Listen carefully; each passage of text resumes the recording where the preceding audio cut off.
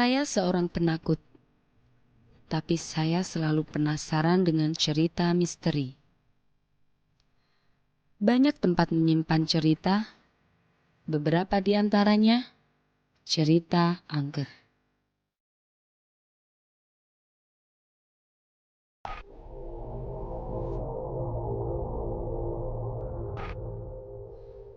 Benarkah arwah gentayangan menghantui manusia? Apa sebenarnya yang terjadi? Saya, Maharani Asmara Dewi, mencari jawabannya.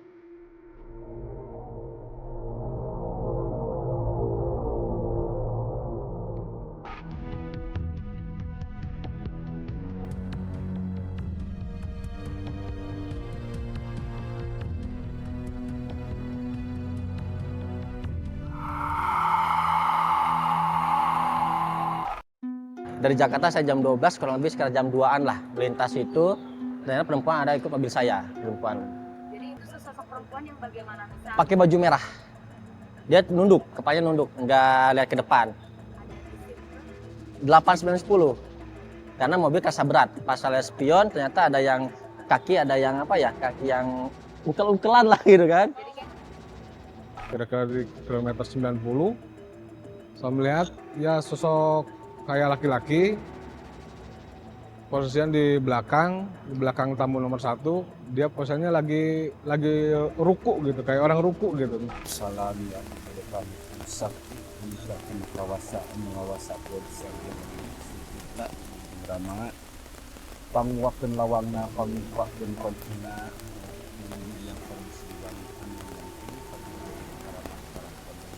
yang ada jembatan tuh ya. Nah, mulai keanehannya di situ katanya. ada cewek rambut panjang, mukanya rusak.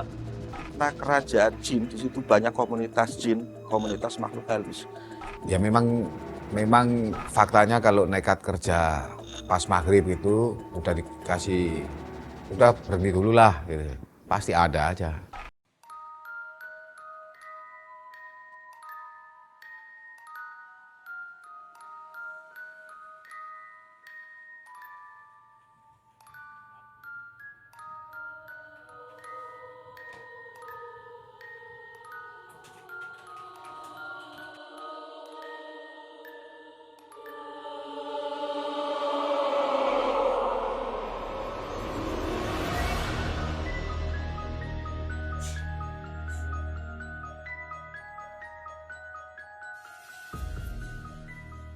Tol Cipularang, Cikampek, Purwakarta, dan Padalarang menghubungkan kota Jakarta dan Bandung. Panjangnya 54 km. Pembangunan tol selesai pada April 2005. Setelah peresmiannya, 2 kejadian amblasnya jalan menimpa di kilometer 91,6 dan 96,8. Tol Cipularang berada di pegunungan, sehingga jalannya naik turun. Ada 5 jembatan panjang yang membelah lembah.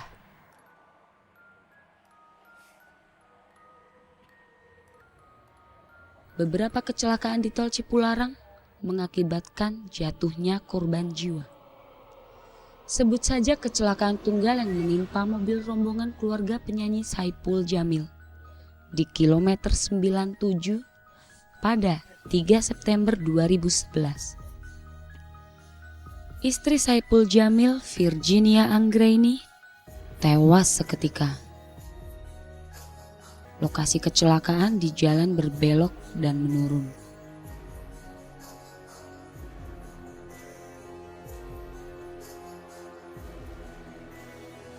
Jadi ada waktu kita mau ke makam ibu di Banten, terus di kilometer mana mobilnya oleng. Allah, astagfirullahaladzim. Enggak. Abang yang bawa mobilnya? Saya tuh dari awal Jakarta udah ngerasain tuh mobil nggak enak banget gitu ya. Allah cuma saya bismillah, alhamdulillah nyampe Cimahi aman. Terus nyampe sini Allah innalillahi wa inna ilaihi raji'un.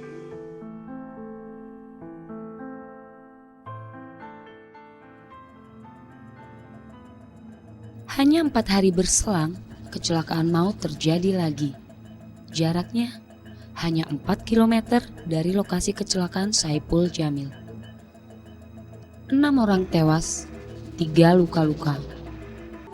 Sepanjang tahun 2013 saja, PT Jasa Marga mencatat telah terjadi lebih dari 200 kecelakaan di tol Cipularang. Sebagian besar kecelakaan terjadi di kilometer 90, 100. Seringnya kecelakaan di tol Cipularang di kilometer 90 hingga 100 menimbulkan pertanyaan. Ada apa di tol Cipularang? Sebagian orang mengaitkannya dengan dunia mistis dan gaib.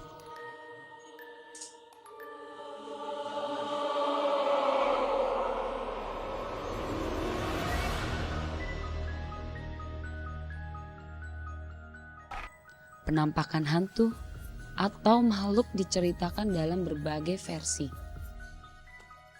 Pernah pengalaman saya tahun 2011, kurang lebih tahun 2011 ada perempuan yang ikut ke mobil saya. Mobil yang lama tapi belum sebelum yang ini, dari kilometer 98-97 lah arah Bandung. Itu kurang lebih jam 2 pagi. Jam 2 kosong karena kan di kita ada jadwal jam tambahan ya.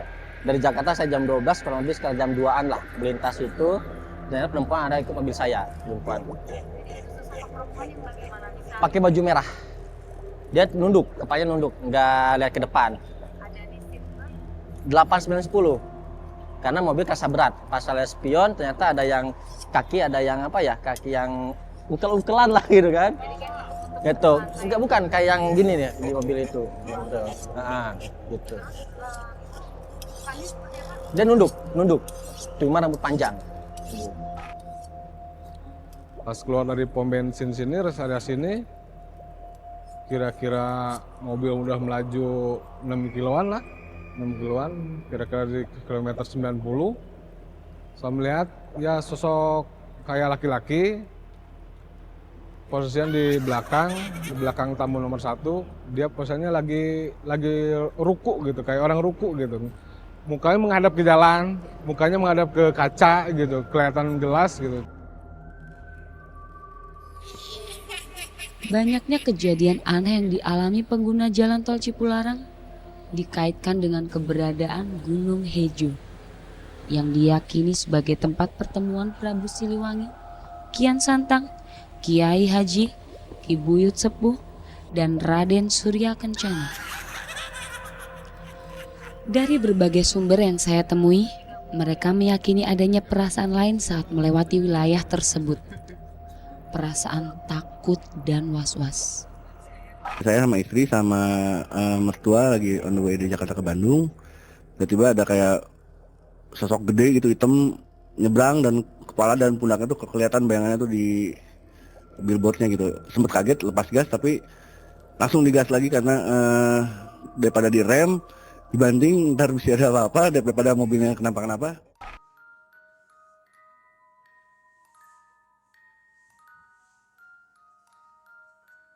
Cerita berbagai sumber menuntun saya untuk mengetahui lebih jauh. Adakah kecelakaan akibat gangguan makhluk gaib? Lalu, ada apakah di Gunung Hejo?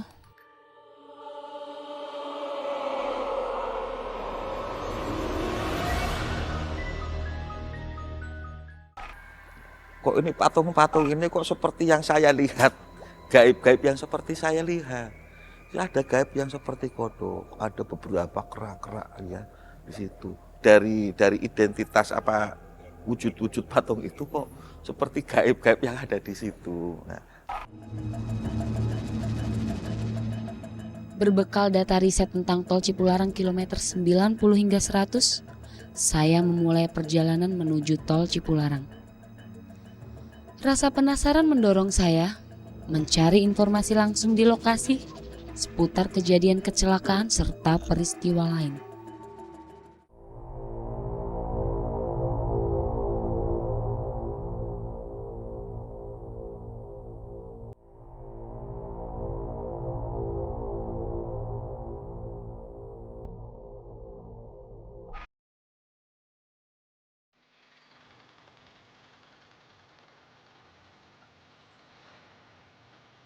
catatan Polres Purwakarta, Jawa Barat, 21 nyawa melayang dalam kecelakaan di kilometer 70 hingga 100 tol Cipularang sepanjang tahun 2013 saja. Kecelakaan maut itu didominasi oleh kendaraan minibus. Selama tahun 2013 sampai bulan ini tercatat 20 kejadian kecelakaan lantas dari kilometer 100 sampai 90.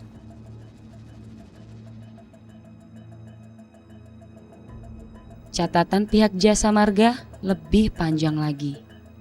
Sepanjang tahun 2013, sedikitnya terjadi 247 kecelakaan di jalan tol Cipularang dan merenggut 28 korban jiwa serta puluhan orang cedera berat dan ringan.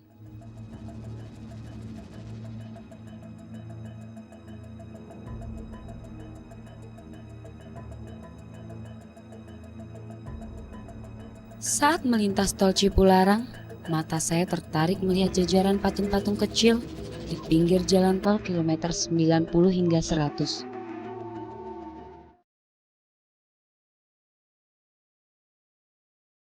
Bentuk patung bermacam-macam. Ada patung berbentuk hewan hingga patung berbentuk manusia.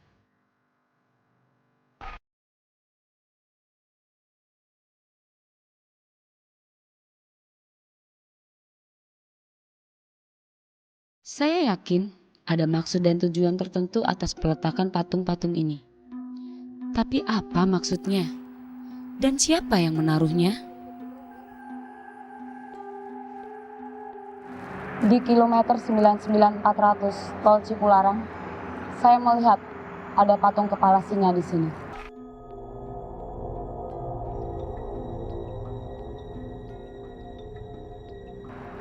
Siapa yang membuatnya? Dan apa maksudnya dibuat di tempat ini?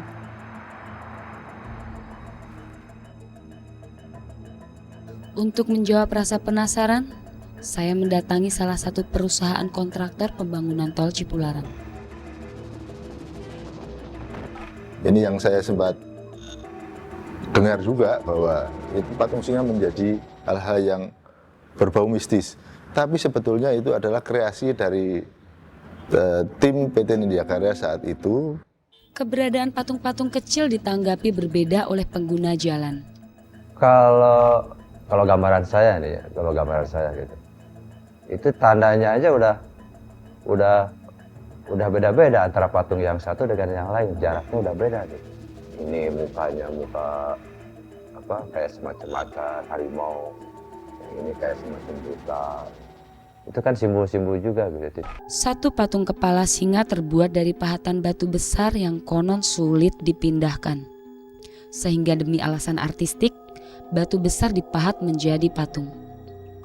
Sementara patung kepala singa yang lain terbuat dari semen, sebagian hiasan untuk keindahan. Mengapa kepala singa? Benarkah patung-patung ini sengaja dibuat hanya demi kepentingan keindahan? Kok ini patung-patung ini kok seperti yang saya lihat, gaib-gaib yang seperti saya lihat. Ya, ada gaib yang seperti kodok, ada beberapa kerak-kerak di situ. Kok patungnya seperti ini? Apakah ini yang membuat kontraktor apa-apa? Maksudnya apa? Saya sempat berkata-kata dalam hati, karena gaib yang ada di situ juga nampaknya wujudnya seperti itu sebagian.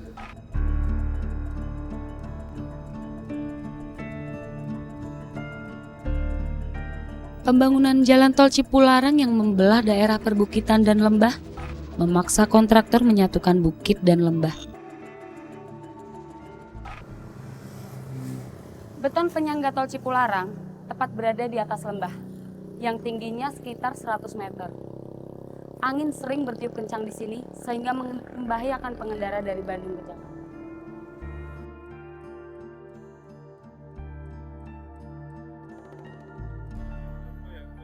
Adakah hubungan antara tiupan angin kencang itu dengan seringnya kecelakaan di tol Cipularang?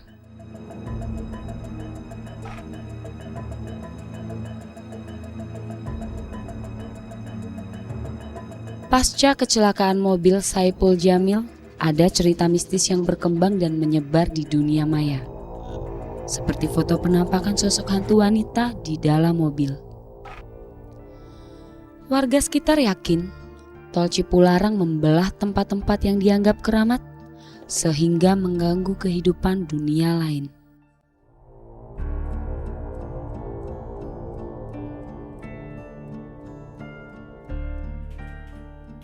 Salah satunya mengganggu makhluk halus penghuni Gunung Hejo yang terletak di Kampung Hejo, Desa Gunung Hejo, Kecamatan Darangdan, Kabupaten Purwakarta.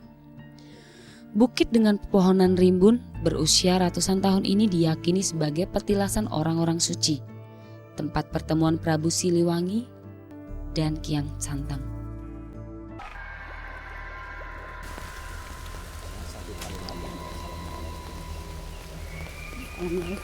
Kalau misalkan ada peziarah ya, ada yang tidur di sini.